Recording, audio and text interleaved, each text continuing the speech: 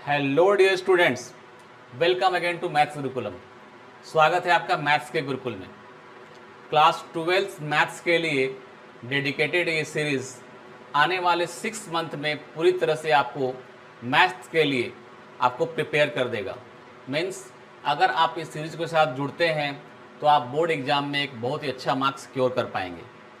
किसी भी तरह से आप मैथ्स में पीछे हो गए हैं, आपका कॉन्सेप्ट क्लियर नहीं है, आप क्वेश्चन को ढंग से अटैम्प्ट नहीं कर पाते, या फिर आप कॉम्पिटिटिव एग्जाम के वर्कलोड में सीबीएसई की जो सिलेबस है उसको फॉलो नहीं कर पाते, तो आप इस चैनल के साथ जुड़ करके आपकी जो प्रिपरेशन चल रही है उसके पैरेलल आप यहाँ पर अपने सीबीएसई बोर्ड की अच्छी तरह से तैयारी कर सकते हैं। तो चलिए स्टार्ट करते हैं आज का सेशन। देखो, मैंने आपके लिए सबसे पहले जो यूनिट सेलेक्ट किया है वो यूनिट है कैलकुलस। कैलकुलस वाला जो पोर्शन है वो आपके अभी स्कूल में भी चल रहा होगा और उसका वेटेज भी बोर्ड एग्जाम के पॉइंट ऑफ व्यू से काफ़ी अच्छा है। तो हम इस वाले यूनिट को, कैलकुलस वाले यूनिट को लेकर चलने वाले हैं। कैलकुलस में जो सबसे पहला चैप्टर है उस चैप्टर का नाम है कॉन्टिन्यूटी एंड डिफरेंशिएबिलिटी। तो हम ये वाला पोर्शन उठाएंगे, कॉन्टिन्यूटी एंड डिफरेंशिएबिलिटी वाला चैप्टर उठाएंगे और इसके सारे एक्सरसाइज को कवर करेंगे। तो चलिए स्टार्ट करते हैं कॉन्टिन्यूटी एंड डिफरेंशिएबिलिटी। कॉन्टिन्यूटी और डिफरेंशिएबिलिटी क्लास 12 मैथ्स का एक बहुत ही इंपॉर्टेंट चैप्टर है। देखो, डिफरेंशिएशन का यूज़ तो लगभग हर चैप्टर में घूम फिर के आ ही जाता है, आपको पता है। किसी भी चैप्टर में डिफरेंशिएशन को हम डाल सकते हैं। वैसे इससे रिलेटेड खास चैप्टर्स जो है application of derivative differential equation, वहाँ पे तो इसका यूज आएगा ही आएगा।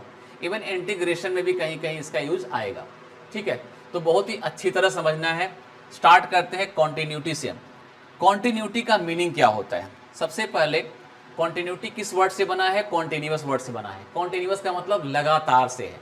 सपोज करो एक टैप है, इस टैप से वाटर का फ्लो हो रहा है, ये एक टैप है और इस टैप से वाटर फ्लो हो रहा है।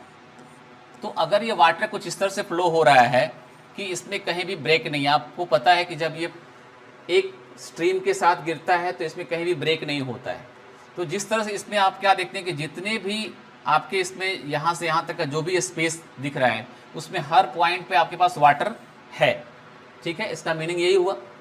ठीक इसी तरह से अगर कॉन्टिन्यूटी को मैथमेटिक्स पॉइंट ऑफ व्यू से देखें और किसी भी फंक्शन के ग्राफ के पॉइंट ऑफ व्यू से अगर उसको ऑब्जर्व करें, तो अगर किसी फंक्शन का ग्राफ आप ड्रॉ कर रहे हैं, आप ग्राफ ड्रॉ कर रहे हैं और आपको पेन लिफ्ट नहीं करना पड़ता, तो आप कहेंगे कि ये कैसा ग्राफ है, ये कैसा स्केच है? तो कॉन्टिन्यूअस ग्राफ है।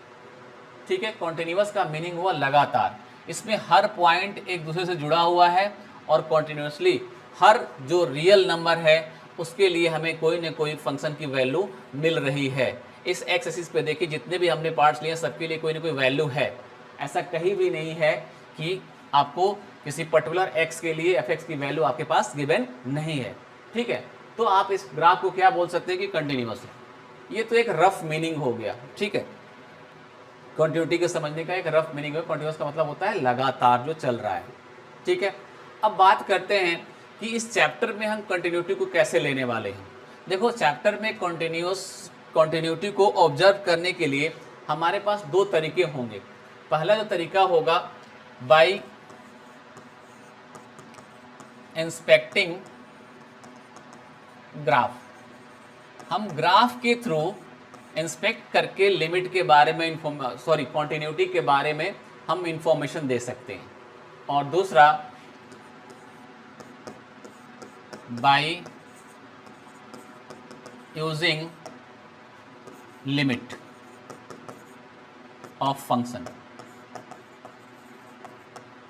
हम दो तरीके से ग्राफ को इंस्पेक्ट करके और लिमिट का यूज करके हम क्या कर सकते हैं, अपने गिवन फंक्शन की कंटिन्यूटी को बता सकते हैं।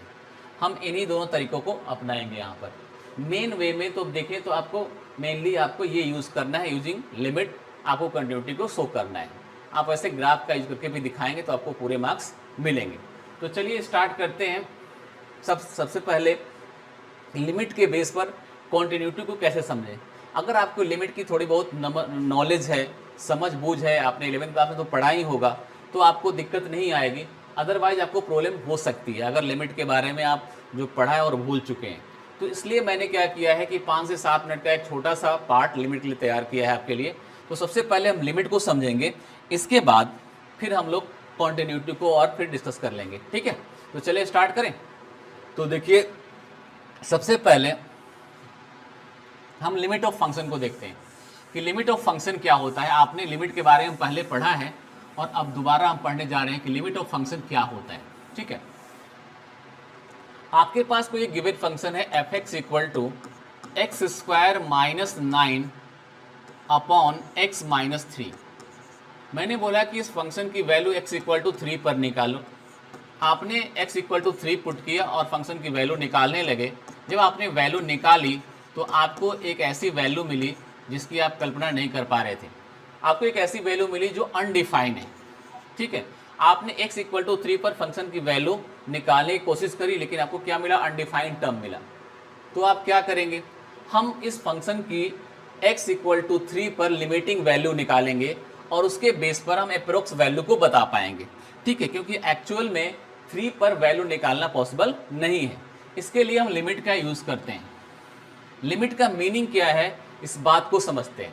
हमने क्या किया, एक टेबल क्रिएट करते हैं पहले इसको समझाने के लिए। देखो, ठीक है। तो हमने यहाँ पर x लिया और यहाँ पे fx लिया, ठीक है। हम x इक्वल टू 3 पर फंक्शन की वैल्यू निकालना चाह रहे हैं, जो कि हम निकाल नहीं पा रहे हैं। मतलब हमें f3 चाहिए, है ना। f3 की वैल्यू क्या होगी, हम यही फाइंड आउट करना चाहते हैं। तो हम क्या करेंगे कि 3 पर तो वैल्यू पॉसिबल है नहीं, तो 3 के नेबरहुड पॉइंट, मतलब नियर बाई जो पॉइंट्स हैं उनको सिलेक्ट करके लिखेंगे और उन पर चेक करेंगे क्या फंक्शन की वैल्यू निकल पाती है। हमने 3 के बहुत ही क्लोज एक वैल्यू ली 2.999, ये बहुत ही क्लोज है।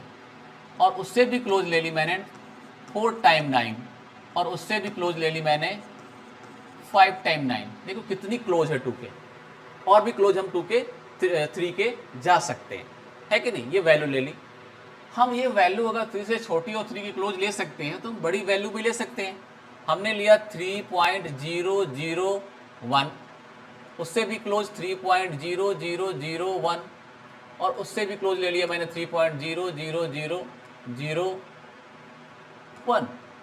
देखो, हम यहाँ से देखें तो ये 3 के क्लोज होती चली जा रही है वैल्यू। हमें पता है कि x इक्वल टू 3 पर वैल्यू निकालना पॉसिबल नहीं है, तो हम क्या कर रहे हैं कि x इक्वल टू 3 से x इक्वल टू 3 न रख करके उसके नियर बाई पॉइंट्स को ले रहे हैं, उस पर वैल्यू निकालने की कोशिश कर रहे हैं और उसको एग्जामिन करेंगे। थोड़ा हम देखेंगे यहाँ पर 2.99 जब यहाँ रखेंगे आप, तो आप देखेंगे कि आपको वैल्यू मिलती है 5.999। जब ये वैल्यू रखेंगे तो आपको मिलेगी 5.999, और जब आप ये वैल्यू पुट करेंगे तो आपको मिलेगी 5.99999। इसी तरह से अगर आप ये वैल्यू डालते हैं तो आपको मिलता है 6.001। आप ये वैल्यू पुट करते हैं तो आपको मिलता है 6.001, और ये वैल्यू पुट करते तो मिलता है आपको 6.00001, ठीक है। आप यहाँ क्या ऑब्जर्व कर रहे हैं कि जैसे जैसे जो वैल्यू है हमारी x की, वो 3 की ओर टेंड कर रही है। ये लेफ्ट से कर रही है 3 की ओर, तो इसको हम ऐसे दिखा सकते हैं x tend to 3 minus, means ये वैल्यू 3 से छोटी है और 3 की ओर टेंड कर रही है, ठीक है। जैसे जैसे वैल्यू 3 की ओर टेंड कर रही है, हमारी जो वैल्यू है fx की, वो भी टेंड कर रही है किधर, ये 6 की ओर टेंड कर रही है। देखिए 5.999, 6 की बिल्कुल क्लोज होता चला जा रहा है, तो ये 6 की क्लोज होता चला जा रहा है और 6 से थोड़ा छोटा है। ठीक इसी तरह से अगर मैं राइट साइड से चेक करूं, तो जैसे जैसे मैं 3 की ओर टेंड करता हूं, अपनी वैल्यू को टेंड कराता हूं, मीन्स x जो है 3 की ओर टेंड कर रहा है, 3 प्लस लिखेंगे यहाँ पर क्योंकि 3 से बड़ा है और 3 की ओर जा रहा है। तो वैसे वैसे यहाँ भी जो वैल्यू है fx की, वो अगेन किधर की ओर जा रही है, 6 की ओर जा रही है। 6 प्लस 6 से थोड़ी बड़ी है, लेकिन 6 के क्लोज जा रही है वैल्यू। तो यहाँ से क्या देखते हैं हम लोग कि जो लिमिटिंग वैल्यू फंक्शन की है वो कितनी है, 6 है। इसी को बोलते हैं लिमिट ऑफ फंक्शन। और रिप्रेजेंट कैसे करते हैं इसको, जो लेफ्ट वाला पार्ट है, ये लेफ्ट वाला पार्ट है, ये और इधर का पार्ट है, ये इधर वाला, ये राइट वाला पार्ट है। तो इसको देख के अगर समझें,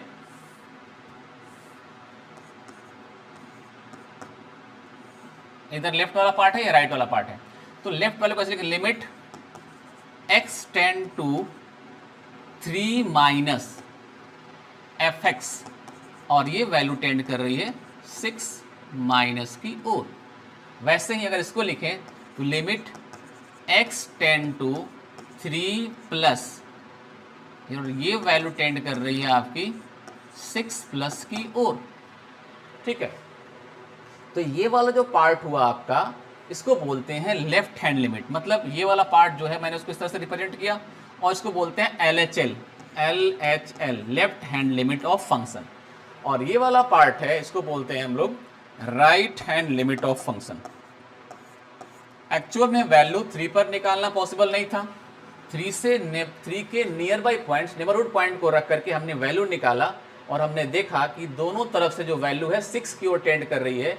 इसका मतलब x इक्वल टू 3 पर जो फंक्शन की वैल्यू है अप्रोक्स 6 के आसपास ही होगी कहीं पर, जो हम निकाल नहीं पा रहे हैं।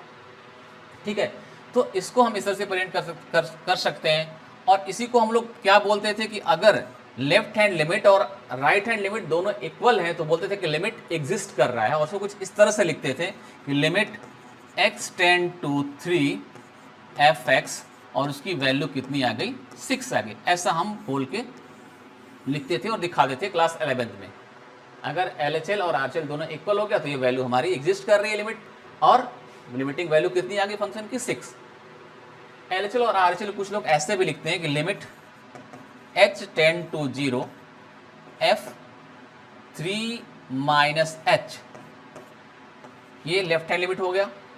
और RHL लिमिट कैसे लिखते हैं, limit h tend to 0 f 3 plus h।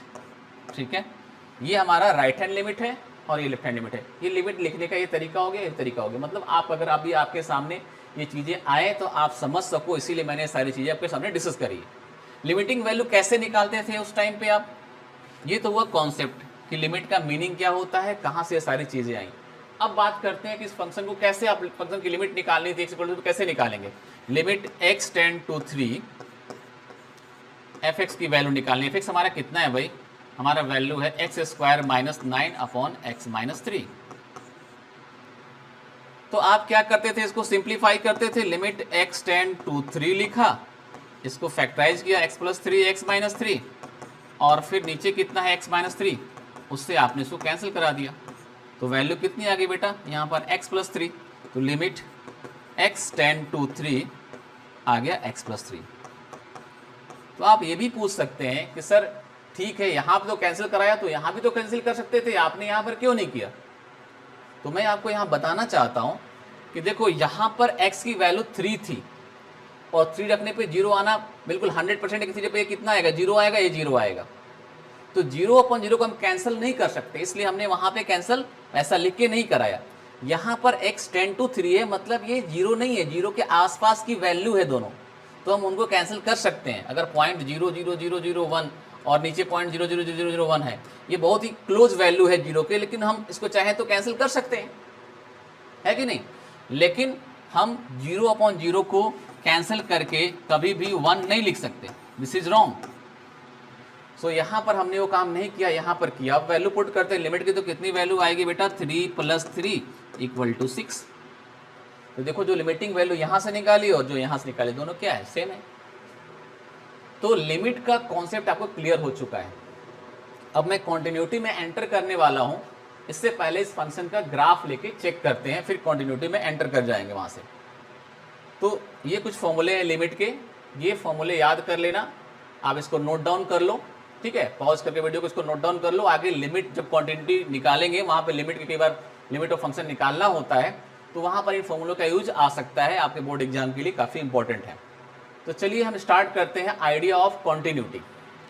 हम उसके लिए सबसे पहले जो हमने अभी फंक्शन लिया था, उसी फंक्शन को लेकर के उस फंक्शन का ग्राफ ड्रॉ करते हैं, फिर वहाँ से कुछ हम आइडिया लेंगे कॉन्टिन्यूटी के रिलेटेड। ठीक है, तो देखो हमारा फंक्शन क्या था, एफ एक्स इक्वल टू हमारा फंक्शन था x² minus 9 upon x minus 3। और अगर मैं इसको कैंसिल आउट करूं तो हमारे पास वैल्यू मिलती है x प्लस 3। लेकिन यहाँ पर एक चीज़ है कि x इक्वल टू 3 नहीं हो सकता, क्योंकि 3 पर ये अनडिफाइंड था। ये चीज़ें हम यहाँ पे नहीं ले सकते। ठीक है, अब हम उसके ग्राफ को इंस्पेक्ट करेंगे, थोड़ा समझेंगे किस तरह से हमें कंटिन्यूटी के बारे में कुछ इन्फॉर्मेशन देता है कि नहीं देता है। तो जब इसका ग्राफ ड्रॉ करने जाएंगे आप, तो आप इसे ग्राफ ड्रॉ करके देखिए। पहले ये आपका y एक्सिस, ये आपका x एक्सिस। y एक्सिस यानी आपका fx, ये आपका fx है, ये y है, और ये आपका x है। ठीक है, आप ग्राफ ड्रॉ करने के लिए कोई भी 2 पॉइंट ले सकते हैं और 2 पॉइंट लेके हम ग्राफ ड्रॉ कर सकते हैं। तो चलिए एक पॉइंट लेते हैं कोई, हमने सपोज करो पॉइंट लिया x equal to 0। x equal to 0 लेंगे तो fx की वैल्यू क्या मिलेगी? 3, यानी y इक्वल टू आपको 3 मिलेगा। और जब y इक्वल टू 0 लेंगे यहाँ पर, तो x की वैल्यू कितनी आएगी? -3। आपको 2 पॉइंट काफ़ी है ग्राफ ड्रॉ करने के लिए।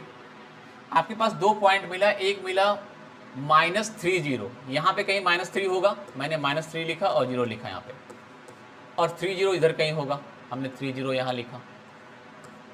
ठीक है, इस ग्राफ को थोड़ा नीचे लेकर आते हैं। ठीक है, अब ग्राफ ड्रॉ करते हैं। ग्राफ ड्रॉ करते समय ख्याल रखना है कि x इक्वल टू 3 पर, x इक्वल टू 3 पर हमें फंक्शन की वैल्यू नहीं मिलने वाली है, क्योंकि x इक्वल टू 3 पर हमारा जो फंक्शन है वो अनडिफाइन है, मतलब कोई वैल्यू नहीं मिल रहा है। x इक्वल टू 1 यहाँ सपोज करो है, ये 1 है, ये 2 है, और ये हमारा x इक्वल टू 3 है। x इक्वल टू 3 पर हमें कोई वैल्यू नहीं मिलने वाली है। कुछ इस तरह से हम अगर देखें इसको, x इक्वल टू 3 मान लेते हैं इस पॉइंट को, तो यहाँ पर हमें पता है कि कोई वैल्यू नहीं मिलेगी। इसका मतलब ये वाला जो पार्ट होगा ये हमारा ब्रोकन पार्ट होगा। यहाँ पर हमें fx x इक्वल टू 3 के लिए हमें फंक्शन की कोई भी वैल्यू, मतलब y कोई भी वैल्यू नहीं दे रहा है हमें, मीन्स ये इस पर अनडिफाइन है। ये वैल्यू एग्जैक्टली किसके इक्वल है हमें पता नहीं है। हम लोग क्या करते हैं, आगे के ग्राफ ड्रॉ करते हैं तो ये ग्राफ कॉन्टिन्यूसली से चलता चला जाएगा। ऐसे हम अगर बात करें आगे आगे हर पॉइंट के लिए तो ये ग्राफ डिफाइंड है, तो ये ग्राफ ऐसे चलता चला जाएगा। सिर्फ x इक्वल टू 3 पर ये ग्राफ कैसा दिखेगा? आपको ब्रोकन दिखेगा। व्हाट इट मीन्स कि हमारा जो ये फंक्शन है, इस फंक्शन का जो ग्राफ है वो क्या है? एक पर्टिकुलर पॉइंट पर ब्रोकन है। या ऐसा कहें कि अगर हम इस ग्राफ को ड्रॉ करने जाएं पेन से अपने, तो हमें पेन को यहाँ पे जंप कराना पड़ेगा, ठीक है ना, हमें पेन को पिक करके ऊपर उठाना पड़ेगा, पेन को ऊपर उठा के तब हम ग्राफ को ड्रॉ कर सकते हैं। यहाँ पर हमें ये दिख रहा है, जबकि हमें यहाँ पर क्या क्या मालूम था? हमें यहाँ पर ये मालूम था कि इसकी जो फंक्शन है, इसका जो LH लिमिट है x tend to 3 minus fx, और इसकी RH लिमिट है, वो दोनों बराबर है।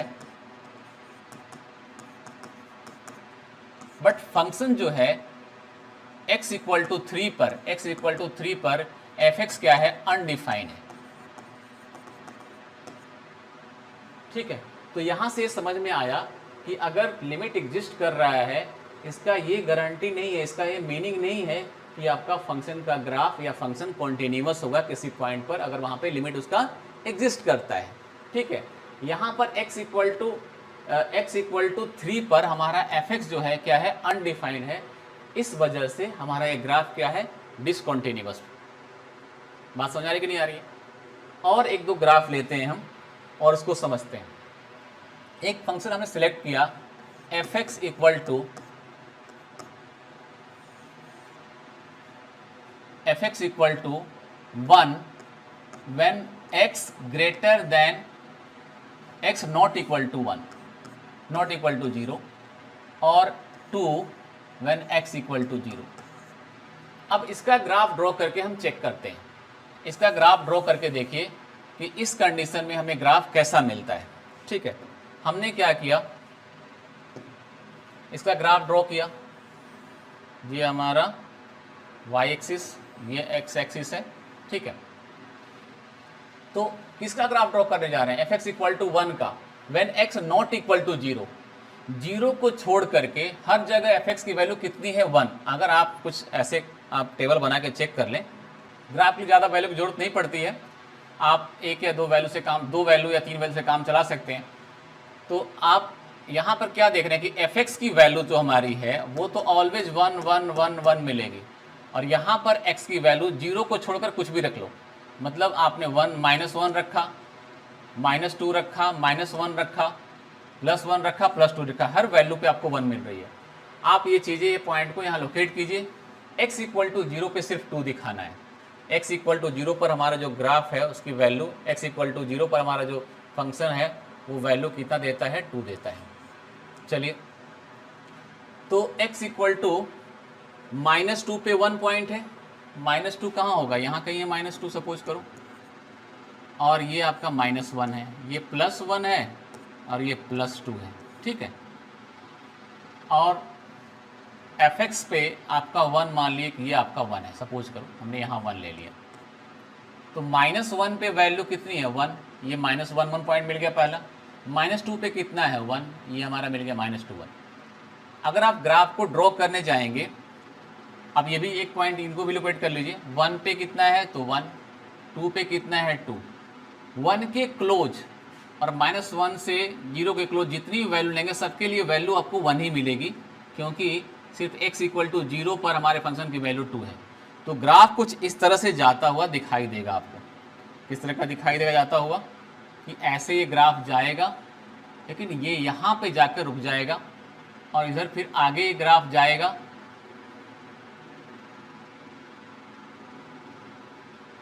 यहाँ से यह आगे ग्राफ जाएगा, लेकिन इस वाले पॉइंट पर x = 0 हमारा ये पॉइंट है, ये यहाँ पे वैल्यू कितनी मिल रही है, 2 मिल रही है, यानी हमारा ये 0 2 पॉइंट है। अब यहाँ पे थोड़ा ऑब्जर्व कीजिए इस पोजीशंस को, कि यहाँ से यहाँ तक, ठीक है ना, मतलब आप जो भी वैल्यू लिए x = 0 पर अगर हम ऑब्जर्व करते हैं तो x = 0 पर जो हमारी वैल्यू है वो 2 मिल रही है, लेकिन 0 से जस्ट पहले और जस्ट बाद, मीन्स अगर इसको लिमिट के फॉर्म में लिखें कि x = 0 पर हमारा लिमिट का क्या, इसमें लिमिट कैसा दिख रहा है, तो x = 0 पर मैं अगर चेक करता हूँ लेफ्ट हैंड लिमिट की, तो वैल्यू यहाँ पर f(x) की कितनी है, 1 है, और ये इधर अगर राइट हैंड लिमिट की बात करते हैं तो x → 0 प्लस f(x), इसकी वैल्यू कितनी है, इसकी वैल्यू भी 1 है। मतलब यहाँ पर हम अगर लिमिट को ऑब्जर्व करें किसी पॉइंट 0 के लिए, लिमिट निकालने की कोशिश करें इसकी, ठीक है, लिमिट एग्जिस्ट कर रहा है कि नहीं कर रहा है, तो आप चेक करेंगे कि लिमिट तो एग्जिस्ट कर रहा है, क्योंकि लेफ्ट हैंड लिमिट की वैल्यू भी 1 आ रही है और राइट हैंड लिमिट की वैल्यू भी 1 आ रही है, लेकिन जो आपका फंक्शन है उसकी वैल्यू x = 0 पर वो कितनी मिल रही है, 2 मिल रही है। यहाँ से क्या देखते हैं कि जब आपका ग्राफ ड्रॉ करने जाएंगे तो इस पॉइंट पर आपको पेन को ऊपर की ओर लिफ्ट करना पड़ेगा, फिर ग्राफ को ड्रॉ करना पड़ेगा, मतलब यहाँ भी ग्राफ क्या है, ब्रोकन है, ठीक है। मतलब यहाँ से क्या आपने क्या निष्कर्ष निकाला कि अगर लेफ्ट हैंड लिमिट और राइट हैंड लिमिट दोनों इक्वल है और फंक्शन डिफाइंड भी है उस पॉइंट पर, तो जरूरी नहीं है कि आपका फंक्शन जो होगा उसका ग्राफ क्या कंटिन्यूअस होगा या फंक्शन उस पॉइंट पर कॉन्टिन्यूअस होगा। x = 0 की बात यहाँ कर रहे हैं, x = 0 पर क्या होगा, कॉन्टिन्यूअस होगा। तो ये गारंटी नहीं है कि आपका LHL और RHL इक्वल है और फंक्शन आपका डिफाइन है तो होगा। पिछले केस में क्या था, फंक्शन डिफाइन नहीं था, तो हमने बोला डिफाइन नहीं है इसलिए नहीं हो रहा है। यहाँ पे फंक्शन डिफाइन है फिर भी नहीं हो रहा है। एक और ग्राफ कंसिडर करते हैं हम लोग। सपोज करो आपके पास एक फंक्शन है f(x) = और हम उसके x = 0 पर डेफिनेशन की बात कर रहे हैं, तो x = 0 पर फंक्शन की जो वैल्यू है, x <= 0 के लिए फंक्शन की वैल्यू है 1 और x <= 0 के लिए फंक्शन की वैल्यू है 2। अब इस ग्राफ को थोड़ा, इस फंक्शन को थोड़ा ऑब्जर्व करेंगे और फंक्शन के ग्राफ को थोड़ा देखते हैं बना करके कि किस तरह का ग्राफ बनता है, क्या ये कॉन्टिन्यूअस है या डिसकॉन्टिन्यूअस ग्राफ है, ठीक है। तो चलिए स्टार्ट करते हैं, ग्राफ को ड्रॉ करते हैं। आपने फिर वैसे ही टेबल बनाया और आपने पॉइंट लिए और ग्राफ को ड्रॉ करने की कोशिश की। अब देखिए यहाँ पर ये आपको साफ साफ दिख रहा है कि y = 1 है, कब है, जब x <= 0 है, मतलब x नेगेटिव के लिए आपको y = 1 ग्राफ खींचना है। तो y = 1 ग्राफ क्या होगा, x के पैरेलल होगा, y = 1 पे होगा, और ये कहाँ तक, 0 तक जाएगा। x इक्वल टू 0 तक जाएगा। मतलब यहाँ जितने भी पॉइंट्स लेंगे सबके लिए हमें y की वैल्यू 1 मिलने वाली है 0 तक जा करके। तो हमने जब ग्राफ ड्रॉ किया तो देखा कि ग्राफ इससे कैसा बनता है, ये कुछ इस तरह का ग्राफ आपका बन रहा है। ये देखिए, ये आपका x इक्वल टू 0 पर भी 1 है तो यहाँ तक आ गया, ठीक है। लेकिन जैसे ही आपका x को 0 से जस्ट बड़ा लिया, मतलब पॉजिटिव वैल्यू लिया, x इक्वल टू 1 तो एक बड़ा नंबर हो गया, उससे पहले भी और 0 के बहुत ही क्लोज नंबर लिया, वहाँ जैसे ही वो नंबर लेंगे तो आपका जो वैल्यू होगा x की, fx की वैल्यू कितनी मिलेगी, 2 मिलेगी। 2 यहाँ कहीं पे है, इसका मतलब जो हुआ कि यहाँ पर आपका x इक्वल टू, ये आपका 2 है, यहाँ पर आपका फंक्शन की जो वैल्यू है इस वाले x इक्वल टू 0 पर ये 1 थी, यहाँ पे वो पॉइंट यहाँ पे था। लेकिन जस्ट जैसे ही आप 0 से थोड़ा सा आगे बढ़ते हैं तो आपकी वैल्यू 2 मिलती है। मतलब यहाँ पे जो आपको ग्राफ मिलेगा y इक्वल टू 2 ग्राफ मिलेगा, वो ग्राफ आपको यहाँ ड्रॉ करना है। किसी ग्राफ ड्रॉ करना है, y इक्वल टू 2 का ग्राफ ड्रॉ करना है। तो y इक्वल टू ग्राफ कैसा होगा, जो 2 से जाएगा और x के पैरेलल होगा, ये ग्राफ होगा, ठीक है,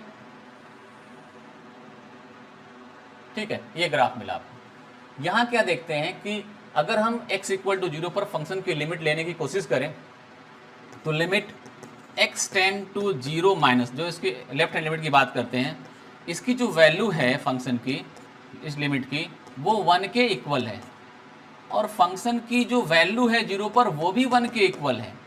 लेकिन इसका जो RH लिमिट है, आप ये चेक करेंगे, limit x tend to 0 plus fx, ये जो वैल्यू है 2 के इक्वल है। आपने क्या चेक किया कि यहाँ पर दोनों वैल्यू, फंक्शन की वैल्यू और LHL दोनों इक्वल है, बट जो फंक्शन का RH लिमिट है वो उसके इक्वल नहीं है। तो इस केस में भी हमें कैसा ग्राफ मिलता है, आप देखो, आप ग्राफ को ड्रॉ करने जाओगे तो यहाँ पेन को लिफ्ट करना पड़ेगा, फिर यहाँ से इसे ड्रॉ करना पड़ेगा, मतलब डिसकंटिन्यूअस ग्राफ मिलता है। 3 केस हमने देखे कि LHL RHL इक्वल था, फंक्शन डिफाइन नहीं था, पहला केस वो हमारा कैसा था, डिसकंटिन्यूअस ग्राफ था। दूसरे केस में LHL RHL दोनों इक्वल था, फंक्शन डिफाइन भी था, लेकिन फंक्शन की वैल्यू कुछ और थी, तो भी आपका जो ग्राफ था वो कंटिन्यूअस नहीं था। जो भी हमने अभी ग्राफ देखा उससे आपने क्या सीखा कि अगर कोई भी फंक्शन है, अगर उसका ग्राफ हम ड्रॉ कर रहे हैं और पेन को हमें क्या करना पड़ रहा है, लिफ्ट करना पड़ रहा है, तो उस फंक्शन का ग्राफ डिसकंटिन्यूअस माना जाएगा। दूसरा, अगर फंक्शन है उसकी लिमिटिंग वैल्यू निकाल रहे हैं, अगर LH लिमिट, RH लिमिट और फंक्शन की वैल्यू तीनों आपस में कोइंसाइड्स नहीं कर रही है, तो भी फंक्शन का ग्राफ क्या होगा, डिसकंटिन्यूअस होगा, या फंक्शन डिसकंटिन्यूअस होगा अपने डोमेन में उस गिवन पॉइंट पर। उसी को मैंने यहाँ पर लिख रखा है डिफिनेशन के फॉर्म में कि f एक रियल फंक्शन है, ठीक है, और subset of the real number and C be a point in the domain of f, ठीक है। C क्या है, एक पॉइंट है उसके डोमेन में। Then f is continuous at C if limit x tend to C fx equal to fc। कहने का मतलब यहाँ पर क्या हुआ कि अगर फंक्शन की LH limit, limit x tend to C minus fx और limit x tend to C plus fx, ये तो इक्वल है ही, साथ में fc भी इसके इक्वल होगी, तो उस कंडीशन में आपका जो फंक्शन होगा पॉइंट C पर क्या होगा, कॉन्टिन्यूअस होगा। बात समझ में आई कि नहीं आई? तो कुल मिलाकर हमें इतनी देर जो हमने पढ़ा अभी, इससे सिर्फ निष्कर्ष क्या निकला, इससे हमने क्या सीखा कि अगर कोई भी गिवन फंक्शन है, उस गिवन फंक्शन को कॉन्टिन्यूअस होना है किसी पॉइंट C के अराउंड, तो हमें उसकी LH लिमिट निकालनी पड़ेगी, RH लिमिट निकालनी पड़ेगी और फंक्शन की वैल्यू निकालनी पड़ेगी। अगर ये तीनों आपस में इक्वल आते हैं तो बोलेंगे कि फंक्शन जो है वो कॉन्टिन्यूअस है, किस पे, उस गिवन पॉइंट C पर, जिस पर हम लिमिटिंग वैल्यू फाइंड आउट कर रहे हैं। आपको बात आई थिंक समझ में आ गई। तो इस पर बेस्ट एक छोटा सा क्वेश्चन करते हैं, आपकी एक्सरसाइज का थोड़ा और क्लियरिटी मिलेगी, ठीक है। तो आपके पास ये 2 क्वेश्चन हैं, fx equal to 5x minus 3 और ये फर्स्ट क्वेश्चन और सेकंड क्वेश्चन है। मैं एक क्वेश्चन को सिलेक्ट करता हूँ, क्वेश्चन नंबर 1 को, और वो करके दिखाता हूँ। आपका fx क्या है, इसमें fx इक्वल टू है 5x माइनस 3। अब आप इस फंक्शन को जब इस फंक्शन की कॉन्टिन्यूटी चेक करने जाएंगे गिवन पॉइंट पर, इसमें पॉइंट दिया हुआ x equal to 0, x equal to -3 और x इक्वल टू 5। मैं किसी एक पॉइंट को सिलेक्ट करता हूँ, x इक्वल टू -3 को, continuity at x equal to -3 मैं चेक करने जा रहा हूँ। तो देखो यहाँ पर हम LH लिमिट और RH लिमिट निकाल सकते हैं और फंक्शन की वैल्यू निकाल सकते हैं और दोनों को इक्वेट कर सकते हैं, लेकिन हमें यहाँ पर RH और LH लिमिट निकालने की कोई ज़रूरत नहीं है, बिकॉज फंक्शन जो है स्प्लिट फंक्शन नहीं है। स्प्लिट फंक्शन में हमेशा एक डाउट पॉइंट होता है जहाँ हमें चेक करना पड़ता है। जैसे देखो अभी तक मैंने जो यहाँ पे 3 फंक्शन आपको दिखा है, ये तीनों फंक्शन स्प्लिट थे। ये 2 पार्ट में ब्रेक है फंक्शन, ये 2 पार्ट में ब्रेक है फंक्शन, और यहाँ पर भी फंक्शन x इक्वल टू 3 पे अनडिफाइन है। तो ऐसे केस में हमें चेक करना पड़ेगा स्प्लिट पॉइंट पर, और उसके लिए LH और RH लिमिट दोनों निकालना पड़ेगा, ठीक है। लेकिन अगर आपका फंक्शन इस तरह से है कि स्प्लिट नहीं है, तो डायरेक्टली लिमिट निकाल कर हम वैल्यू, लिमिटिंग वैल्यू निकाल के काम चला सकते हैं, ठीक है। तो इसके लिए सिर्फ हम लिमिट निकालेंगे, इसकी limit x tend to 3 -3 fx निकालेंगे। तो हमारे पास fx है क्या, limit x tend to -3 fx की वैल्यू है 5x - 3। अब आप जरूर सोच रहे होंगे सर यहाँ पर आप क्यों नहीं LH लिमिट RH लिमिट निकाल रहे हो। मैंने अभी बताया आपको, फिर दोबारा बताता हूँ कि यहाँ पर x इक्वल टू -3 पर फंक्शन की 2 डिफिनीशंस नहीं है, एक ही डिफिनीशन है। तुम 3 प्लस h लेके चले, या ऐसे कहें कि इसमें लेफ्ट हैंड लिमिट निकालें, RH लिमिट निकालें, दोनों केस में वैल्यू सेम आनी ही है, ये श्योर है। इसलिए इस कंडीशन में जब भी आपको सिर्फ एक फंक्शन दिखे, ठीक है, स्प्लिट नहीं हो, तो आपको LH लिमिट और RH लिमिट निकालने की जरूरत नहीं होगी। आप डायरेक्टली फंक्शन की लिमिट निकालना, और लिमिटिंग वैल्यू निकालने के लिए तरीका है, आपको पता है, ये वैल्यू फाइनली पुट करनी पड़ती है। मैंने वैल्यू पुट करी यहाँ पे, -3 और 3 कितना आ गया, -15 -3 यानी -18 आ गया, ठीक है। अब हम फंक्शन की वैल्यू निकालेंगे, f3 निकालेंगे, तो भी वैल्यू हमें पुट करनी है 5 इंटू -3 तो -15 और -3 इक्वल टू -18 आ गया। तो हम क्या देखते हैं कि जो लिमिट ऑफ फंक्शन है वो फंक्शन के जो वैल्यू है उसके इक्वल है उस पॉइंट पर, ठीक है। मतलब हम ऐसे लिख सकते हैं कि limit x tend to -3 fx की जो वैल्यू है वो f3 के इक्वल है। Therefore we can write here that fx is continuous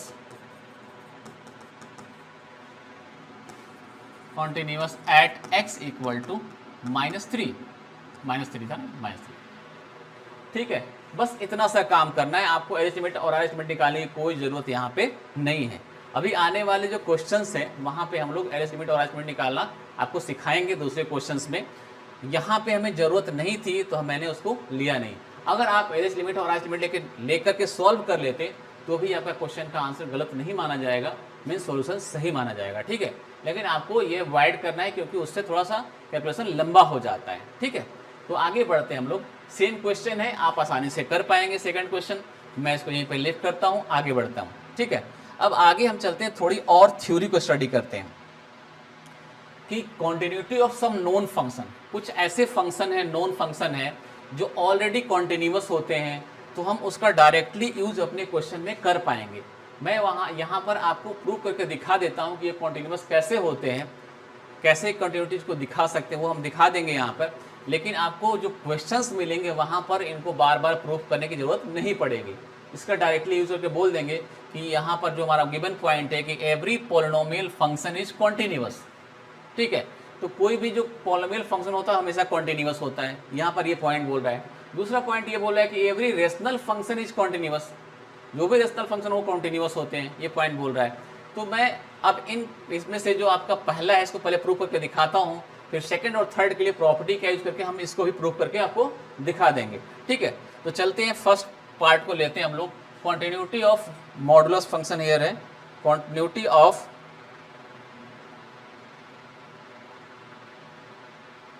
polynomial functions.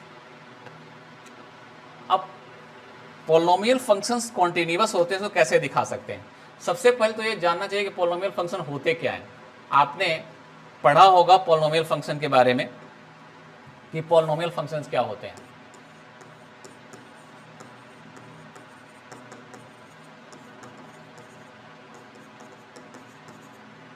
Polynomial function का जनरल फॉर्म क्या होता है? F x equal to a nought x raise to power n, a one x raise to power n minus one, a two x raise to power n minus two. This is a general form of a polynomial function और here a zero. अब इसमें किसी भी degree का आप एक polynomial function बना सकते हैं. आप क्वाड्रेटिक पॉलिनोमियल बना सकते हैं, आप क्यूबिक पॉलिनोमियल बना सकते हैं, आप लीनियर पॉलिनोमियल बना सकते हैं. आपने f x equal to x लिख लिया, ये पॉलिनोमियल फंक्शन है, इसको हम आइडेंटिटी फंक्शन भी बोलते हैं. आपने क्या किया, x वाले पार्ट को जीरो कर दिया, एफ एक्स इक्वल टू कुछ a जीरो आ गया, a नॉट आ गया, या कुछ x को पूरा पार्ट हमारा कैंसिल है, जीरो है, ये सारे x जो पावर है जीरो जीरो हो गए, और ये पावर जो n की वैल्यू क्या हो गई, जीरो हो गई. तो यहाँ पे कितना आ गया, a नॉट आ गया. ठीक है, तो ये जो a जीरो जो आया ये कॉन्स्टेंट नंबर है, एफ एक्स इक्वल टू के बोल सकते हैं इसको ऐसे. तो ये कैसा फंक्शन है, कॉन्स्टेंट फंक्शन है, ये भी पॉलिनोमियल फंक्शन में आएगा. तो आइडेंटिटी फंक्शन हुआ, पॉलिनोमियल फंक्शन हुआ, कांस्टेंट फंक्शन हुआ, ये सारे एक ही कैटेगरी में आएंगे और ये ऑलवेज अपने डोमेन में क्या होते हैं, कॉन्टिन्यूअस होते हैं. अब मैं इसको दिखा देता हूँ करके, तो ये तो अपने आप हो जाएगा कि कॉन्टिन्यूअस है कि नहीं. इसके लिए हमने क्या देखा, इसका डोमेन पता है कि रियल नंबर इसका डोमेन हुआ, कुछ भी वैल्यू पुट कीजिए, अनडिफाइंड तो होने से रहा है.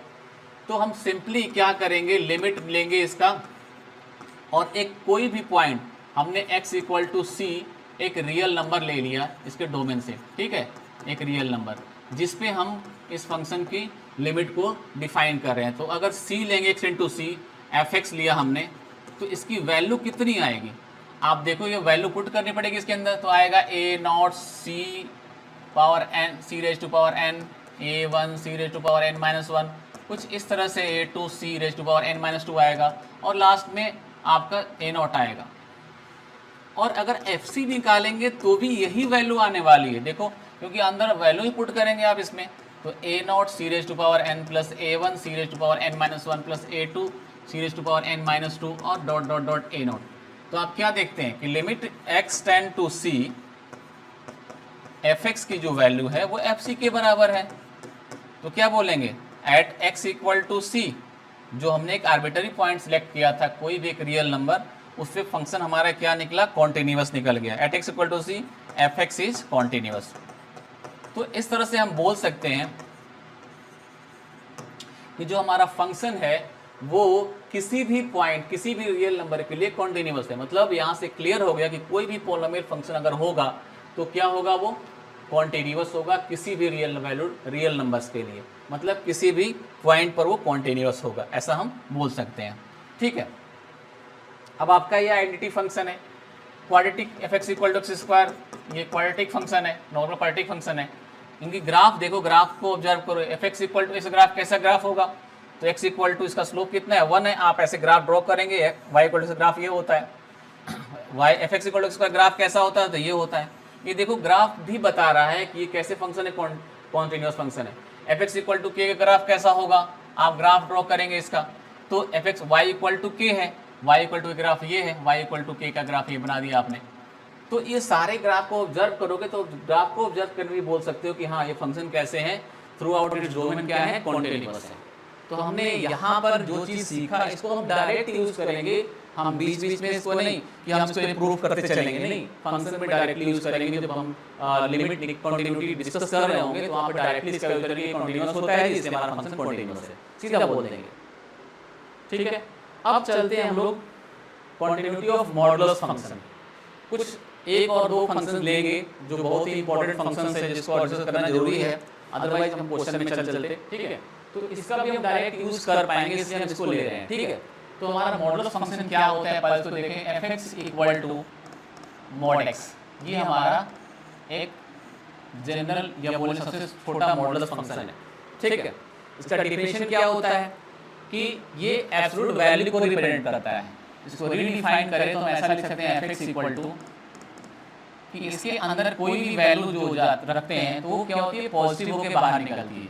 अगर x आपका पॉजिटिव है तो मॉड x तो x ही देगा, लेकिन अगर x आपका निगेटिव है तो उस कंडीशन में ये माइनस ऑफ x देगा, क्योंकि इसको वैल्यू को पॉजिटिव बना ली है। कुछ इस तरह से समझे कि अगर मॉडुलस के अंदर कोई भी वैल्यू अगर आप पुट करते हैं, जैसे -2 डाला तो ये वैल्यू -2 मल्टीप्लाई होकर के 2 बन जाती है। अगर 2 डालते हैं तो वैल्यू 2 तो आती ही आती है, वो तो एज इट इज है, ठीक है। लेकिन अगर निगेटिव नंबर डालते हैं तो उसको क्या बनाते हैं, पॉजिटिव बनाते हैं, क्योंकि ये एक एब्सोल्यूट वैल्यू है, ठीक है। तो हमें एब्सोल्यूट दिखाने के लिए हम फंक्शन को रीडिफाइन किया तो हमें फंक्शन ये मिल गया। अब इस ग्राफ को ड्रॉ करें और ग्राफ से इसको विजुलाइज करें कि क्या फंक्शन हमारा कॉन्टिन्यूअस है कि डिसकंटिन्यूअस है। इसके बाद ग्राफ के बाद मैं इसको लिमिट के हेल्प से भी आपको बताऊंगा, दिखाऊंगा कि ये फंक्शन किसी पॉइंट पे कॉन्टिन्यूअस है या डिसकंटिन्यूअस है। इसके थ्रू आउट डोमेन ये कॉन्टिन्यूअस है या डिसकंटिन्यूअस है, ठीक है। तो सबसे पहले हम क्या करते हैं, एक बार इस फंक्शन को थोड़ा साइड कर लें, एक साइड में लिख लेता हूँ और फिर मैं दोनों प्रोसेस को अपनाता हूँ। अगर आप इसे ग्राफ ड्रॉ करें, ग्राफ में यहाँ ड्रॉ कर लेता हूँ इस फंक्शन का, देखो ये हमारा फंक्शन है, इसकी ग्राफ ड्रॉ करने जा रहा हूँ मैं, ठीक है। तो फंक्शन का ग्राफ कैसे ड्रॉ करना है, f x equal to x पहला ग्राफ है, मतलब पहला तो आइडेंटिटी फंक्शन की तरह है कि x इक्वल टू 1 तो y equal to 1, x equal to 2 तो y इक्वल टू 2। ये 1 है, ये 2 है, ये 3 है, इधर भी ये 1 है, ये 2 है, ये 3 है, ऐसे लिया हमने। तो 1 पे 1, 2 पे 2, 3 पे 3, ऐसे मिल रहा है ग्राफ। अब आप इसको मिलाइए तो कुछ ग्राफ इस तरह से जाएगा, लेकिन एक बात का ख्याल रखना है कि y equal to x graph जो होगा वो x पॉजिटिव नंबर के लिए, मतलब आप नेगेटिव नंबर नहीं ले सकते, मतलब इधर नहीं जा सकते, ग्राफ के लिए इधर नहीं जा सकते। तो ये ग्राफ तो यहीं तक आया।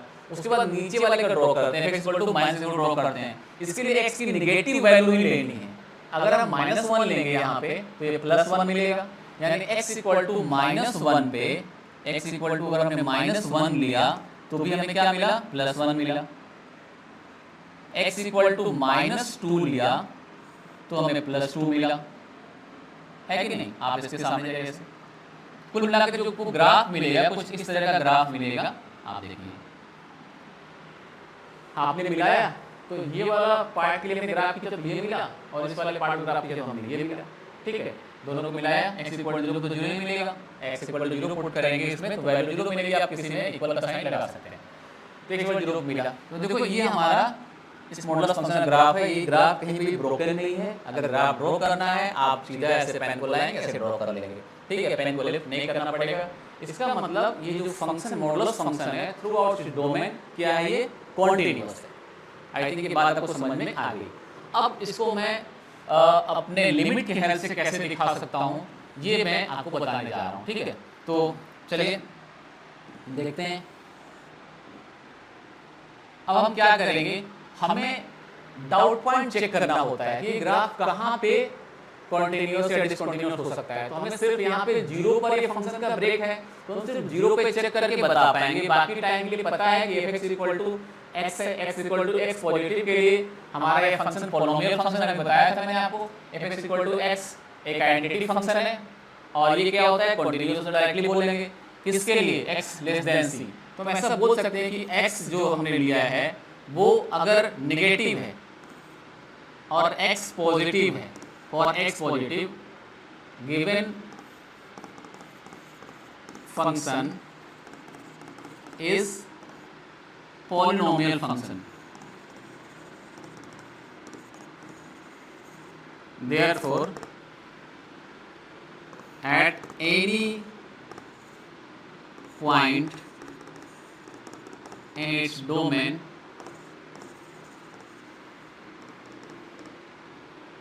satisfying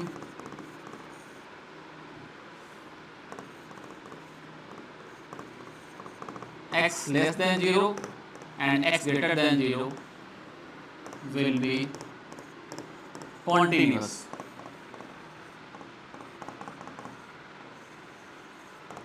मतलब x लेस देन 0 के लिए हमारा f इक्वल टू x है, एक पॉलिनोमियल फंक्शन हो गया, x ग्रेटर देन 0 के लिए पॉलिनोमियल फंक्शन है।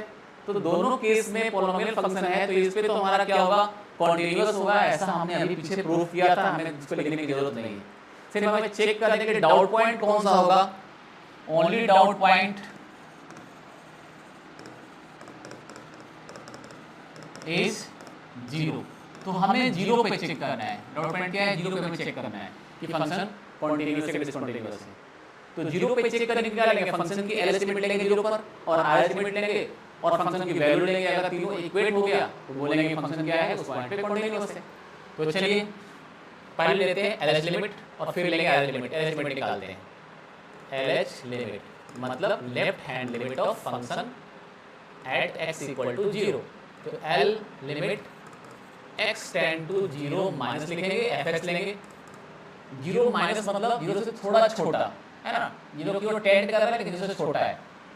तो हमारा क्या बनेगा, limit x tend to 0 minus fx की जो वैल्यू है 0 माइनस के लिए माइनस x है, तो माइनस x लिख दिया हमने। अब यहाँ आपको सिखाना चाहता हूँ कि मैं सॉल्व कैसे करता हूँ लेफ्ट हैंड लिमिट को, कैसे आगे प्रोसीड करते हैं, ये चीजें आप ध्यान से देखिए।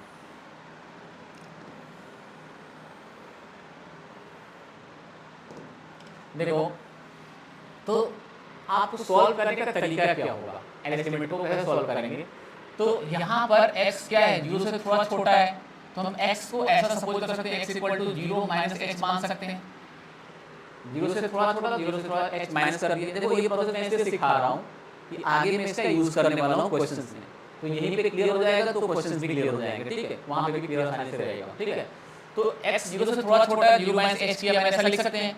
अगर x टेंड टू 0 है तो h टेंड टू भी क्या हो जाएगा, 0, क्योंकि 0 माइनस है और 0 की ओर जा रहा है।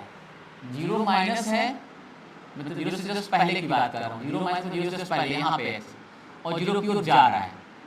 तो अगर x 0 की ओर टेंड करेगा तो h जो हमने लिया है वो किधर जाएगा, वो 0 की ओर टेंड कर जाएगा, क्योंकि h ये डिस्टेंस है, h जैसे इधर जाएंगे h घटता चला जाएगा। बात समझ आ रही है कि नहीं आ रही। तो आपका 0 से छोटे के लिए हमने लिया x, 0 माइनस h लिखेंगे, x टेंड टू 0 तो h टेंड टू क्या होगा, 0 होगा।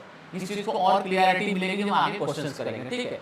अब हम यहाँ पर इस वैल्यू को पुट करेंगे, तो लिमिट h टेंड टू 0, क्योंकि लिमिट हमने h के फॉर्म में लेना है, x की जगह करना है 0 minus h minus of 0 minus h। अब जब हम देखेंगे इसकी वैल्यू, अब हम h इक्वल टू 0 पुट करते हैं। जब वैल्यू पुट करेंगे तो हमें क्या मिलने वाला है बेटा, सीधा मिलने वाला है 0, क्योंकि h इक्वल टू 0 रखा तो पूरा क्या आएगा 0, प्लस माइनस साइन कुछ भी काम नहीं आएगा।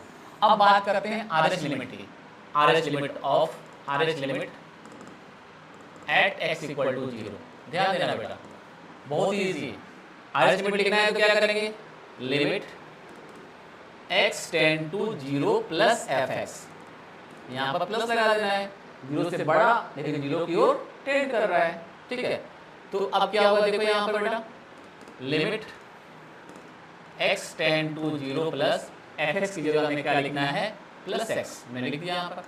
अब हमें यहाँ पर 0 प्लस था तो इसको लिखना पड़ेगा, लेट करना पड़ेगा, let x equal to 0 plus h, क्योंकि 0 से बड़ा है, 0 की ओर टेंड कर रहा है, 0 से बड़ा है, 0 की तरफ जा रहा है। तो जैसे 0 की तरफ जाएगा, x 0 की ओर टेंड करेगा तो h किधर टेंड करेगा, ये भी 0 की ओर टेंड करेगा। तो हम लिख सकते हैं इसको दोबारा रीडिफाइन कर सकते हैं, लिमिट h टेंड टू 0। अब क्या है आपका x इक्वल x की जगह क्या लिखना है हमें, 0 प्लस h, सॉरी यहाँ लिखना है हमें 0 प्लस h, यहाँ क्या लिखना है हमें 0 प्लस h, 0 प्लस h। अब पुट की लिमिट कितना आया, 0। और फिर आप f0 निकालिए, f0 निकालिए, f0 के लिए क्या होगा, आप यहाँ पे x इक्वल टू 0 पुट करेंगे, f0 निकालेंगे तो यहाँ पुट करना पड़ेगा, यहाँ पे इक्वल डाला है तो f0 कितना आएगा, 0।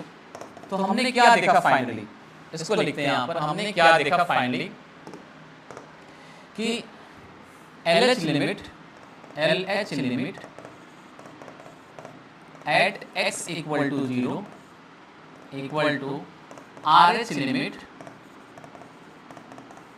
Eight x equal to 0 equal to f0। ये तीनों आपस में इक्वेट कर गए। इसका मतलब क्या हुआ कि at x equal to 0 fx equal to mod x is continuous. आप समझ रहे हैं, कॉन्टिन्यूस लिखा हुआ है। तो आपने ये दिखाया कि x equal to negative, x negative के लिए भी कॉन्टिन्यूअस है, x पॉजिटिव के लिए कॉन्टिन्यूअस है, x इक्वल टू 0 के लिए भी कॉन्टिन्यूअस है। तो आपका function through out the domain क्या है, कॉन्टिन्यूअस है। और ग्राफ के हेल्प से भी हमने यही सुन करके आपको दिखाया था। आई थिंक बात आपको समझ में आई कि फंक्शन जो है x इक्वल टू 0 पर क्या है, कॉन्टिन्यूअस। चलिए अब स्टडी करते हैं ग्रेटेस्ट इंटीजर फंक्शन। क्या होता है ग्रेटेस्ट इंटीजर फंक्शन? फंक्शन होता है f(x) equal to integral part of x। What is the meaning of integral part of x? अगर आप किसी भी गिवन नंबर का इंटीग्रल पार्ट निकालेंगे या ग्रेटेस्ट इंटीजर निकालेंगे तो वो वैल्यू या तो इस इंटीजर के इक्वल होगी या उससे छोटी होगी। जैसे आपने इसके अंदर एक वैल्यू पुट करी 6.2, यहाँ पर ग्रेटेस्ट इंटीजर क्या है, 6 है, जो कि 6.2 से छोटा है। हमने वैल्यू ली 1.99, कितनी वैल्यू आएगी, 1 आएगी। हमने लिया 0.6, वैल्यू क्या आएगा, 0। मीन्स जो पहले का इंटीजर है, छोटा इंटीजर है, यानी 6 यहाँ का 6.2 यहाँ कहीं था, इसे छोटा हमने लिया है। अगर हमने 1.9, ये 1 था और ये 1.99 था पॉइंट, तो हमने इससे पीछे वाला इंटीजर लिया। अगर मैंने यहाँ पे माइनस का 2.5 लिया, वैल्यू कितनी आएगी बताइए आप लोग, कमेंट में डाल के बताइए। 2.5 का अगर हम ग्रेटेस्ट इंटीजर लेंगे तो कितना आएगा? मैक्सिमम लोगों का जवाब होगा कि सर -2 आएगा। कई लोगों ने टाइप भी कर लिया होगा, लेकिन ये गलत है। आप चेक करोगे -2.5, ये यहाँ पे -2.5 है, -2 इधर कहीं पे होगा और इधर क्या होगा, -3 होगा। तो इससे छोटा इंटीजर क्या है, -3 है, नॉट की -2 है। क्योंकि हर समय हम किधर जा रहे हैं, इससे छोटा ले रहे हैं, उससे बड़ा नहीं ले रहे हैं, तो इधर नहीं जाएंगे, पीछे आएंगे। तो इसकी वैल्यू कितनी आएगी, -3 आएगी। अगर मैंने बोला 0.5 है, बताइए कितना आएगा, ये -0.5 है, कितना आएगा, तो ये माइनस का 1 आएगा, 0 नहीं आएगा। जबकि 0.6 पे 0 आया था, इससे छोटा था, इससे 0 बड़ा हो जाएगा, तो इससे छोटा -1 है। तो आपने ग्रेटेस्ट इंटीजर फंक्शन का डिफिनीशन समझ लिया कि ग्रेटेस्ट फंक्शन होता क्या है। ठीक है, अब हम लोग इसके ग्राफ को इंस्पेक्ट करेंगे, फिर हम इसको लिमिट के हेल्प से आपको दिखाएंगे कि ये फंक्शन कॉन्टिन्यूअस है या डिसकॉन्टिन्यूअस है। तो चलिए इसे ग्राफ को इंस्पेक्ट करते हैं। ग्राफ ड्रॉ करते हैं हम लोग ग्रेटेस्ट इंटीजर फंक्शन का। ठीक है, तो सबसे पहले हमने ये उनकी एक्सिस बनाई, y एक्सिस है, ये x एक्सिस है। ठीक है, अब ध्यान दीजिए, यहाँ पे आपने क्या देखा कि अगर हम इस फंक्शन के अंदर 0 से लेकर के 1 तक की बीच की, 1 से छोटी कोई भी वैल्यू रखेंगे, ये हमारा y है, और x 0 से 1 तक की कोई भी वैल्यू रखेंगे तो हमारी वैल्यू क्या आएगी, 0 आएगी। इसका मतलब ये है कि 0 से लेकर के, मैं इसको दूसरे कलर में दिखा देता हूँ, 0 से, यहाँ 0 है आपका, 0 से लेकर के 1 तक, 0 से लेकर के 1 तक के कोई भी वैल्यू के लिए y की वैल्यू 0 होगी। मतलब हमारा ग्राफ कुछ ऐसा होगा, 0 पे तो 0 होगा, 0 पे 0, एक पॉइंट तो मिल गया हमें, 0 पे 0, लेकिन 1 से पहले तक। लेकिन जैसे ही 1 पे मैं जाऊंगा तो क्या होगा, 1 पे जैसे ही जाऊंगा तो आपका 1 पे वैल्यू 1 मिलेगा, मतलब 1 पे 1 मिलेगा। यहाँ जो मैंने वैल्यू ली है, यहाँ जो वैल्यू हमने, इसको मैं एक बार ऐसे उठा दूँ जरा, यहाँ जो वैल्यू ली है हमने,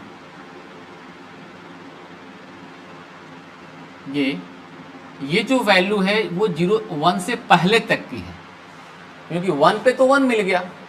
फिर अगर हम बात करते हैं 1 के बाद 2 की बात करें, यहाँ 2 है, तो 1 से 2 तक के लिए इसमें कुछ भी पुट करोगे तो वैल्यू हमें क्या मिलेगी, 1 से 2 तक के लिए 1 ही मिलेगी। यानी 1 से 2 तक हमें जो वैल्यू मिल रही है वो कितनी मिल रही है, 1 से 2 तक के लिए वैल्यू हमें क्या मिल रही है, एक मैं दोबारा से बनाता हूं।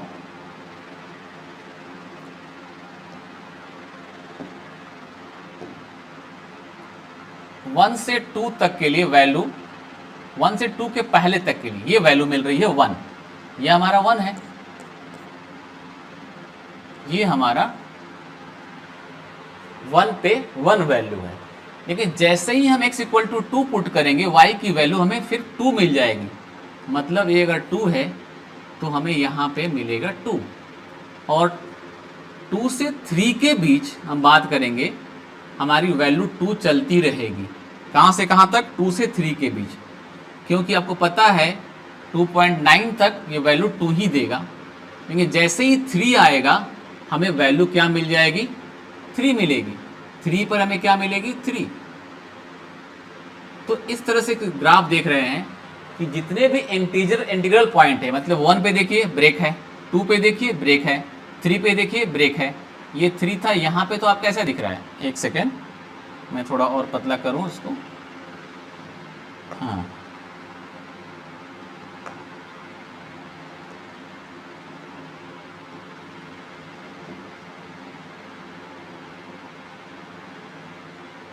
थ्री पर हमें यहाँ पे कुछ ऐसा मिल रहा है, 2 पे हमें कुछ ऐसा मिल रहा है, यहाँ मतलब 2 पर ब्रेक है, 2 पे 2 मिल गया हमें, 2 पे अभी तो 1 चल रहा था 1 से 2 तक, फिर 2 पे 2 मिल गया।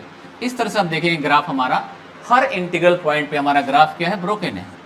सेम वे में अगर इधर चलेंगे, ये -1 है तो -1 से 0 के बीच में हमें यहाँ पे ब्रोकन है। इस तरह से फिर ये -2 है, तो अब यहाँ पर क्या है, ये -2 पे, तो -2 पे तो -2 मिलेगा एग्जैक्टली, लेकिन -2 से छोटे पर हमें क्या मिलेगा, 3 मिलेगा, है ना। तो और 1 से -2 के बीच में क्या मिलेगा, 2 मिलेगा। तो ये ग्राफ हमारा जो है कुछ इस तरह से इधर होगा और यहाँ पे ओपन रहेगा। -1 पे तो हमें -1 मिला, लेकिन -1 से 2 के बीच के लिए हमें 2 मिल गया। तो ये ग्राफ कुछ इस तरह से चलेगा। आप चेक करेंगे कि जितने भी इंटीग्रल पॉइंट है हर जगह हमारा ग्राफ क्या होगा, ब्रेक होगा। आई थिंक बात आपको समझ में आ गई। ग्राफ तो हमने देख लिया कि ग्राफ कैसा हो रहा है, इसका मीन्स इसका जो ग्राफ है वो ब्रोकन है, वो डिसकंटिन्यूअस ग्राफ आपको शो हो रहा है। अब हम चलेंगे लिमिट के हेल्प से हम इस फंक्शन की डिसकंटिन्यूटी को शो करेंगे। तो आपको क्या बताया था लिमिट के लिए कि एच लिमिट निकालना पड़ेगा, आर एच लिमिट निकालना पड़ेगा और फंक्शन की वैल्यू निकालनी पड़ेगी। मैंने आपको एक बात और बोली थी कि अगर आपके पास सिंगल फंक्शन है तो सिर्फ आपको लिमिट निकालना है, एल एच एल और आर एच एल निकालने की जरूरत नहीं पड़ती है। लेकिन यहाँ मैं बोल रहा हूँ कि एल एच लिमिट भी लेना है, आर एच लिमिट भी लेना है। ऐसा क्यों बोल रहा हूँ, क्योंकि ये फंक्शन ऑलरेडी ब्रेक फंक्शन है, क्योंकि इंटीजर्स पे अलग वैल्यू देता है और नॉन इंटीग्रल पॉइंट पे अलग वैल्यू देता है। इसीलिए ये सिंगल फंक्शन नहीं है, इसमें अलग वेरिएशंस हैं। इसीलिए इसमें एल एच लिमिट भी ले रहे हैं और आर एच लिमिट ले रहे हैं और फंक्शन की वैल्यू ले रहे हैं, ना कि प्रीवियस फंक्शन की तरह डायरेक्टली लिमिट निकाल रहे हैं। ठीक है, तो चलिए अब हम निकालने जा रहे हैं इसकी एक्स की जो वैल्यू है उसमें 2 वेरिएशन है। क्या वेरिएशन है, एक होगा इंटीग्रल पॉइंट और एक हो गया नॉन इंटीग्रल पॉइंट। ठीक है, तो यहाँ पर पहले हमने कंसीडर किया कि x इक्वल टू सी एक इंटीग्रल पॉइंट है। कैसा पॉइंट है, इंटीग्रल पॉइंट है, मतलब इंटीजर है, और हम इस पे फंक्शन की कॉन्टिन्यूटी को डिस्कस करने वाले हैं इंटीजर पे। और आपने देखा है कि इंटीग्रल पॉइंट पे फंक्शन क्या होता है, हमारा डिसकंटिन्यूअस होता है। हमने चेक किया है, देखते हैं आता है कि नहीं आता है। तो चलिए पहले हम लेंगे L H limit, left hand limit है ना, L H L at X equal to C where C is an integer. तो limit x tend to c minus F x, ठीक है, limit x tend to c minus F x की जगह हम रखेंगे integral part of x। और फिर मैंने क्या सिखाया था कि अब x को सपोज करेंगे c माइनस एच, क्योंकि c माइनस लिखा हुआ है तो x इक्वल टू हमने सपोज किया, इस चीज़ को मैं यहाँ लिख लेता हूँ, x equal to c minus h हमने लेट कर लिया। तो x इक्वल टू आपको क्या मिला बेटा, यहाँ पे मिला आपको x इक्वल x टेंड टू c और h टेंड टू 0। तो अगर x c को टेंड करेगा तो h g को टेंड करेगा। तो हम यहाँ पर क्या पुट करने जा रहे हैं, x equal to c minus h. तो लिमिट x तो हटा दिया मैंने, limit h tend to 0, x जगह कितना आ गया c माइनस एच। अब h 0 की ओर टेंड जरूर कर रहा है, लेकिन c से थोड़ा छोटा नंबर है। c एक इंटीजर है और उस इंटीजर से थोड़ा छोटा कर दिया। मान लीजिए c की वैल्यू 2 है और 2 से मैंने थोड़ा छोटा कर दिया, कितना कर दिया 1.999 कर दिया, तो वैल्यू कितना देगा 1 देगा। यानी जो वैल्यू c थी उससे एक कम वैल्यू मिली। तो यहाँ पर c से हमें एक थोड़ी छोटी वैल्यू मिलेगी, limit h tend to 0, c की वैल्यू हमें मिलेगी c माइनस 1। अभी मैं लिखता हूँ लिमिट h टेंड टू 0 हमें मिल गई c माइनस 1, इसकी वैल्यू c माइनस h की वैल्यू। अब यहाँ पे h इक्वल टू 0 पुट करेंगे तो 0 पुट करने के लिए तो है ही नहीं, तो ये वैल्यू कितनी आ गई c माइनस 1। अब हम फंक्शन की आर एच लिमिट निकालेंगे। R H limit, right hand limit at x equal to c where c is an integer. चलिए तो निकालिए राइट हैंड लिमिट। क्या होगा, लिमिट x टेंड टू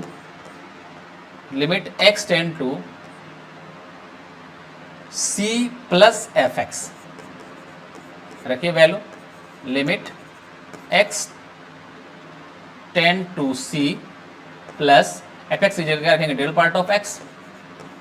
अब फिर वही सपोज करना है कि let x equal to c plus h, x tend to c होगा, x equal to c put करो तो क्या होगा h इक्वल टू 0, यानी h टेंड टू 0 होगा। या जैसे से x c की ओर जाएगा, यहाँ थोड़ा बात को समझना कि हमारा सपोज करो c पॉइंट है, तो ये c प्लस है, ये पॉइंट c प्लस है। तो जैसे से c इधर की ओर जाएंगे तो जो प्लस h, ये हमारा h पॉइंट था, तो h क्या होगा 0 होगा। जैसे हम इधर को मूव करेंगे c की तरफ, ठीक है, c प्लस से c की तरफ, तो h क्या होगा 0 की ओर टेंड करेगा। तो वही चीज़ मैंने यहाँ लिखा है। अगर ऐसे समझना है तो ऐसे वो सोचो आप कि x equal to c plus h है और x equal to c put करेंगे तो h क्या आएगा 0 आएगा। तो दोनों तरीके से आप सोच सकते हो, ठीक है। आप कोई भी तरीका सोचने के लिए इस्तेमाल कर लो, आपके हाथ में, ठीक है। तो चलिए आप यहाँ पे पुट कीजिए वैल्यू, तो लिमिट h टेंड टू 0 और ये हो जाएगा c प्लस एच। और अब c प्लस एच है, अब आपके पास 2 था c, अब 2.1 कर दे तो कितना वैल्यू आएगा 2 ही देगा, मीन्स c है तो c ही मिलेगा। तो आपको वैल्यू यहाँ मिल गई कुल मिलाकर के c। देखो LH लिमिट और RH लिमिट इक्वल नहीं आया। आप क्या देखते हैं कि LH limit not equal to RH limit, limit for x equal to c is an integer. इसका मतलब क्या हुआ कि इंटीग्रल पॉइंट पर LH लिमिट और RH लिमिट इक्वल नहीं हुआ, लिमिट एग्जिस्ट ही नहीं कर रहा है, तो क्या कॉन्टिन्यूस होगा, नहीं होगा। सीधा बताएंगे कि therefore fx is not continuous at x equal to c, मतलब इंटीग्रल पॉइंट। तो यहाँ हमने क्या दिखा दिया कि फंक्शन जो है, ग्रेटेस्ट इंटीजर फंक्शन है, वो इंटीग्रल पॉइंट पे क्या होता है, कैसा होता है, डिसकंटिन्यूअस होता है। अभी हमने सिर्फ इंटीग्रल पॉइंट बताया है, अब हम नॉन इंटीग्रल पॉइंट पे बताएंगे। चलिए आगे चलते हैं, नॉन इंटीग्रल पॉइंट लेते हैं हम एक। तो हमारे पास फंक्शन था f(x) इक्वल टू x। अब हमने कंसीडर किया केस 2 में x equal to c is not an integer. x c क्या इंटीजर नहीं है। तो अब चलिए अब LHL निकालिए, limit h tend to 0, sorry limit x tend to c minus, यहाँ पर जो हमारा c है वो आपका इंटीजर नहीं है, ध्यान देना है। fx हमारा इंटीग्रल पार्ट ऑफ x है, सीधा रख लेते हैं। अब x इक्वल टू आपने c माइनस एच माना, अगर x टेंड टू c है तो h टेंड टू 0 होगा। हमने वैल्यू पुट करी लिमिट h टेंड टू 0, यहाँ पर रखा c माइनस h। अब इसकी वैल्यू निकालनी है। अब ध्यान देना बेटा, c सपोज करो ये इंटीजर नहीं है, तो कोई एक ऐसा नंबर होगा जिसमें इंटीजर प्लस फ्रैक्शन 2.5 एक नंबर ऐसा सोच सकते हैं। c इंटीजर है नहीं, 2.5 नंबर हो सकता है। उसमें से कुछ भी हम माइनस का 0.1 माइनस करेंगे, जब बहुत छोटा नंबर है h, इसको अगर माइनस करेंगे तो 2.4 ज़्यादा अंदर हो जाएगा। 2.4 की जो वैल्यू होगी और 2.5 की जो वैल्यू कितनी आएगी, 2 आएगी। यानी ग्रेटेस्ट इंटीजर फंक्शन 2.5 की वैल्यू या 2.4 की वैल्यू कितनी आनी है, 2 आनी है। तो यहाँ पर h टेंड टू 0 होने से c में कोई फर्क नहीं आएगा। ये जो वैल्यू है वो ग्रेटेस्ट इंटीजर c के बराबर आएगी, जो भी c होगा वही हमें मिलेगा। ठीक है, इससे कोई चेंज नहीं होगा। इसी तरह से अगर हम आर एस लिमिट लेते हैं, limit x tend to c plus F x, ठीक है, मैं डायरेक्ट लिख रहा हूँ, पूरा नहीं लिख रहा हूँ, इतना लंबा होता है लिखने में। तो अब इसके अंदर x इक्वल टू आपने c प्लस एच लिया और x टेंड टू c है तो h टेंड टू क्या है, 0।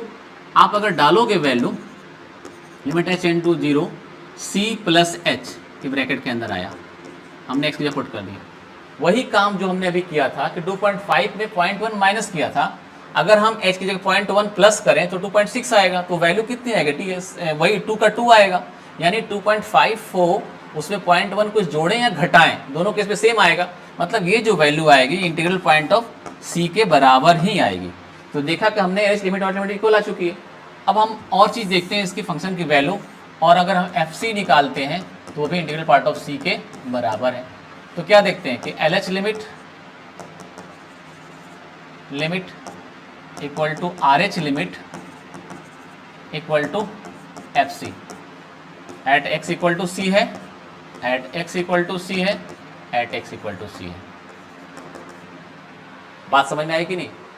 तो आपने क्या देखा यहाँ पर कि जो अगर नॉन इंटीग्रल पॉइंट है उस पर हमारी जो वैल्यू है x इक्वल टू c के लिए, LH लिमिट और RH लिमिट और FC तीनों की वैल्यू क्या आ रही है, सेम आ रही है।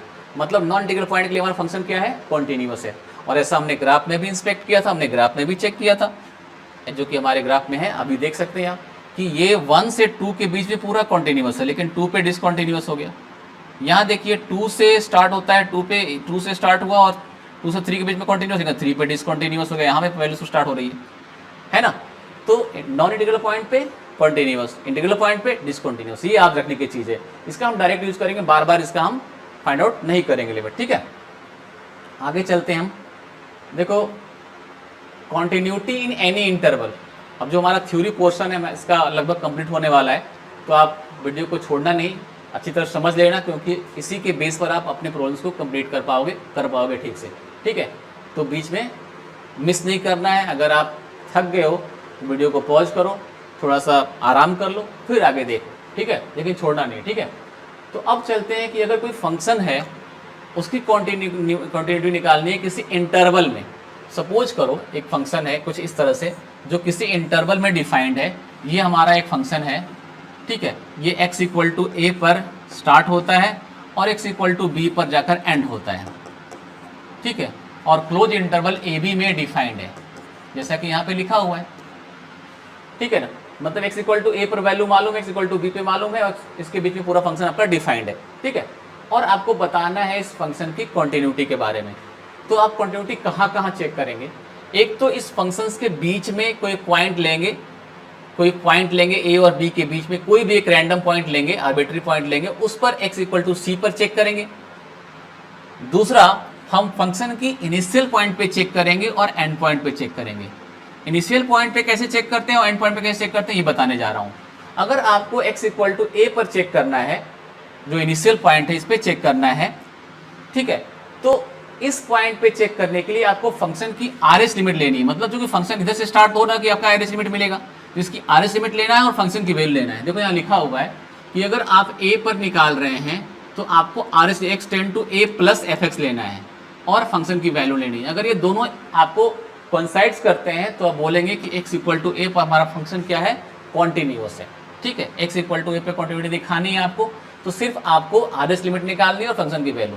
और ठीक वही एंड पॉइंट पे जाएंगे तो इधर देखो, इधर फंक्शन आगे तो जा नहीं रहा है, तो आगे कंटिन्यूटी देखनी नहीं है, हमें पीछे से देखना है। तो हम यहाँ पर लेंगे एल एच लिमिट और फंक्शन की वैल्यू। देखो x इक्वल टू बी पे क्या लिया हुआ है कि L H limit and function की वैल्यू, ये दोनों चेक करनी है। अगर किसी इंटरवल में चेक करना होगा तो क्या करना है, अगर स्टार्टिंग पॉइंट है तो स्टार्टिंग पॉइंट पे अगर चेक करना है तो आर एच लिमिट फंक्शन की वैल्यू, और एंड पॉइंट है, एंड पॉइंट पे चेक करना है तो आपको एल एच लिमिट और फंक्शन की वैल्यू, ये दोनों निकाल करके चेक कर लेना है। अगर इक्वेट हो रहा है तो बोलेंगे कि इन दोनों पॉइंट पे तो कंटिन्यूस हो गया, और बीच में हमने चेक कर लिया कंटिन्यूस है, तो फंक्शन क्या हो गया, थ्रू आउट द डोमेन क्या हो गया, कंटिन्यूस हो गया, जो इसका डेफिनेशन है। आई थिंक बात समझ में आ गई। आगे चलते हैं next, algebra of continuous function. जो हमने अभी तक पढ़ा उसमें कुछ खास फंक्शंस की कंटिन्यूटी को डिस्कस किया, एक दो क्वेश्चंस भी किए। अब सपोज करो एक या एक से अधिक फंक्शन आपस में जुड़े हुए हैं और उसके कंटिन्यूटी हमें पता है, तो क्या हम उसके बिहाफ पर बता सकते हैं कि पूरा फंक्शन कंटिन्यूअस होगा? हमें पता है कि जो ट्रिग्नोमेट्रिक फंक्शन sin x है ये कंटिन्यूअस होता है थ्रू आउट डोमेन। आप इसका ग्राफ जानते हो कि ग्राफ कैसा होता है, ये फंक्शन का ग्राफ है sin x का, ऐसे, ठीक है।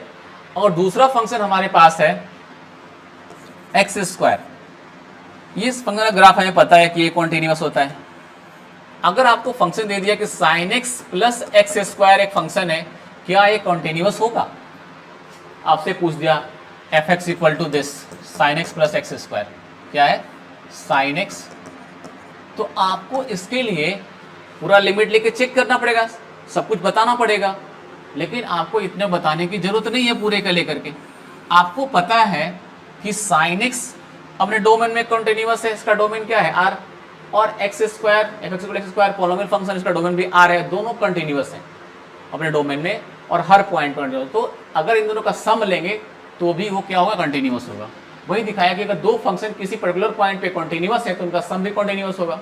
अगर उनका दोनों कंटिन्यूअस है तो उनका डिफरेंस भी कंटिन्यूअस होगा, उनका प्रोडक्ट भी कंटिन्यूअस होगा और उनका कोसेंट भी आपका कंटिन्यूअस होगा, प्रोवाइडेड जो आपका नीचे वाला फंक्शन है उस पर्टिकुलर पॉइंट पे जीरो वैल्यू नहीं देना चाहिए, ठीक है, तो आपका ये कंटिन्यूअस होगा। तो आप इसका यूज करके आप फंक्शन में आसानी से एक दो या दो से अधिक फंक्शन आपस में अटैच्ड हैं तो उनके बारे में आप कंटिन्यूटी को डिस्कस कर सकते हैं। आई थिंक अभी जो पढ़ाया आपको सारी चीज़ें समझ में आ गई होंगी। नेक्स्ट क्लास में हम लोग एनसीईआरटी बुक्स को लेंगे, फॉलो करेंगे पूरी और उसके हर क्वेश्चन को करके आपको दिखाएंगे, और वो सारा का सारा इसी थ्योरी पर बेस्ड होगा। इसलिए ये जो मैंने आपको सिखाया समझाया उसको ठीक तरह से समझ लीजिए, देख लीजिए, नोट डाउन कर लीजिए, और फिर आने वाले वीडियो की नोटिफिकेशन आपको मिले, आप उसको अच्छी तरह से देख पाएँ, अपने चैप्टर को समझ पाएँ, कि हमसे आप जो भी पूरा कॉन्सेप्ट है अपने दिमाग में बिठा पाएँ और अपनी तैयारी को एनहेंस कर पाएँ। इसलिए चैनल को सब्सक्राइब जरूर करते जाइएगा। सब्सक्राइब करने के बाद बेल आइकन को जरूर प्रेस करना ताकि आपको उसकी नोटिफिकेशन जो अभी आने वाला वीडियो है उसको आपको मिल सके। तो मिलते हैं नेक्स्ट वीडियो में, तब तक के लिए जय हिंद।